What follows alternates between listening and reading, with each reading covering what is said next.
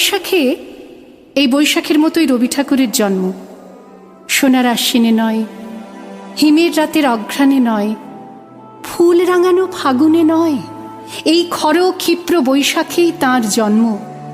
এই খ্যাপা বৈশাখের গৈরিক তিলক দিয়েই সাজানো তাঁর জন্মদিনের ললাট।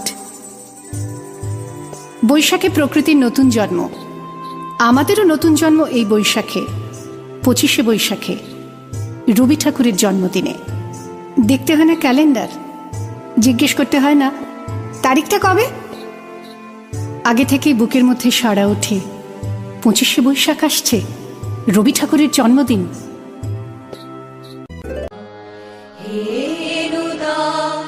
দেখা দি আরবার জন্মের প্রথম শুভক্ষণ, তোমারও প্রকাশ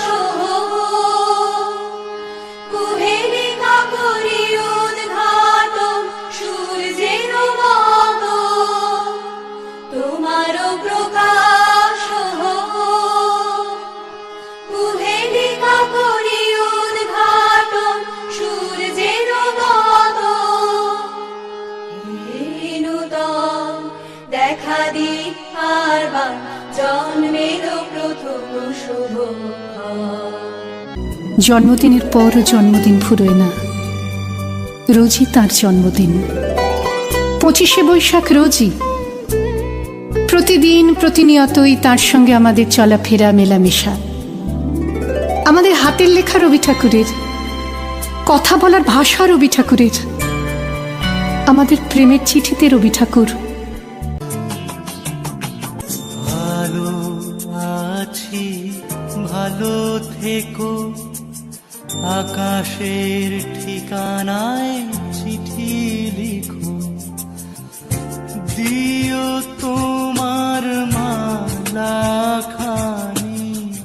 বাউ এই মন্দারে আমার ভিতর বাহিরে, অন্তরে অন্তরে আছো তুমি হৃদয় জুড়ে। আমাদের সংস্কৃতিকে মাটির কাছাকাছি এগিয়ে নিয়ে যাওয়ার সংকল্পে রবি ঠাকুর, আমাদের সভ্যতাকে দানবের হাত থেকে ছিনিয়ে নেওয়ার সংগ্রামে রবি ঠাকুর। আকাশে, মাটিতে, মনে এত যে বৃষ্টি পড়ে, তার ছন্দ রবি ঠাকুরের।